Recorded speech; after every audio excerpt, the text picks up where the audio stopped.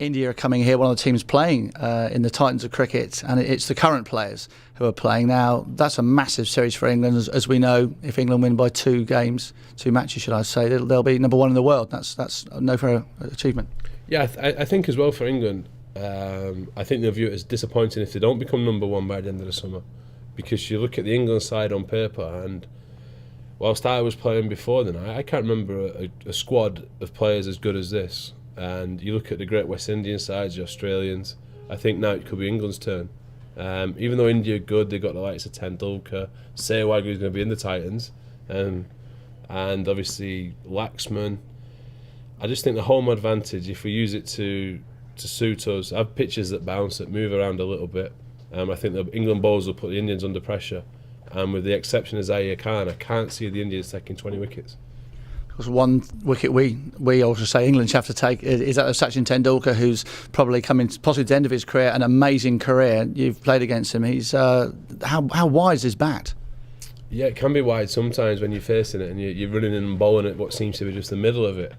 But he's amazing. He's probably a hero of mine. When you play against him, you don't just want to get him out, you want to impress him, you want to gain his respect. He's that highly thought of. And I'm going to go to Lords for the first day of the Test match, and hopefully India bat and Sachin gets his 100, but England win. But it's going to be tough against him. But I honestly see England, turning India over, and in about 8 weeks' time being number 1 in the world. Of course, the batters will have to make enough runs for the bowlers to bowl them out twice there. Do you think England are in a good place now with the batters and the balance in the Test team? Because that, I think recently has been something that's been looked at. Yeah, I'm not quite sure who's going to get Alistair Cook out at the moment. Every form of cricket he plays, he scores runs. We knew he was good, but this good. He's just scoring run after run in the one days and the Test matches. Strauss has had his problems which he needs to sort out against the left-armers. A lot's been made about Kevin and the left-arm spinners. However, I don't see that being a problem. It's probably more Andrew at the top of the order. But knowing Strauss, he'll have a theory, he'll have something to do. I saw he got 100 for Somerset, so he's in good form. Kevin will have an impact on the series, and there's no 2 ways about it. And you got the likes of Morgan as well, so the batting's well taken care of. I can't see us not scoring runs. I know you mentioned Jonathan Trott, who just bats and bats. He does go on forever. We mentioned they're taking the 20 wickets, and again, it's a balance for the England selectors to get that the right seamers and quicker bowlers to play, and of course balancing out with Graham Swan and potentially a second spinner too. Yeah, I think if you look at the bowlers, there's 3 shoo-ins. There's that Jimmy Anderson, who when he plays England, they're a different side. You talk about a leader of the attack, and a lot gets carried away at times, but he does lead that attack. He comes on, he takes early wickets, makes it easier for the rest of the lads. Tremlett I see as a shoo-in as well. I played with him, and when I played with him, you just wanted to be this bowler that he is now. He seems comfortable in himself, comfortable as a cricketer, he's confident, and at 6'10", whatever he is, bowling at that pace is tough. Swanee is Swanee, just bowls his off spin and gets wickets. Probably the only other area of contention is the other seamer. And I feel sorry for Finn, because he's come and he's taken wickets and keeps getting dropped. He probably thinks, what more do I need to do to get in this side? And you've got Bresnan and Broad as well. But I'd probably opt for Bresnan in this first game. He gives you something with the bat. We saw that during the one days. And with the ball, he's very, very reliable. You know what he's getting off him day in, day out.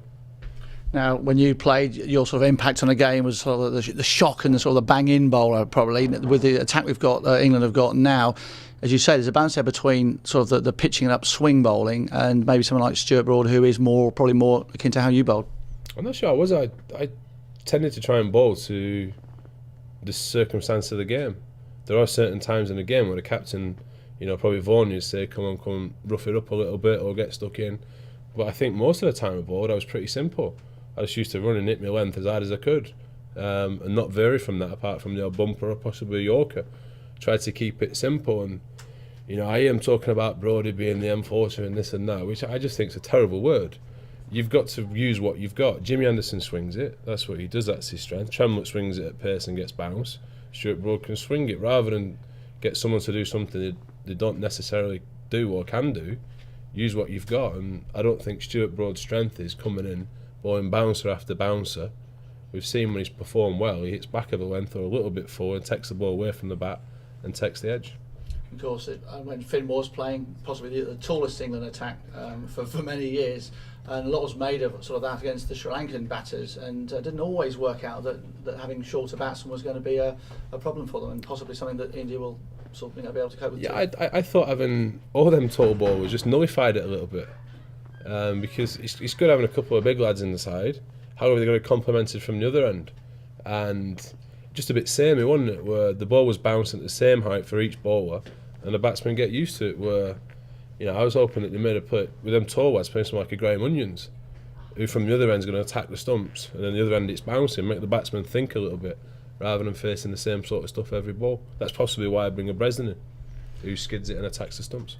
And that variety will be something that I think needs to be chopped and changed every now and then, because who do you know is going to be best on the day? And as you say, to have people at their disposal that can do different things may well be the one that takes the one wicket that brings three that can then sort of spark a collapse. Yeah, I think that's when we talk about England being such a strong squad of players, and people having these discussions, and we're not talking about someone coming in and filling a place. We're talking about high class bowlers and the luxury of being able to pick from 4 or 5, and it's same in the batting department.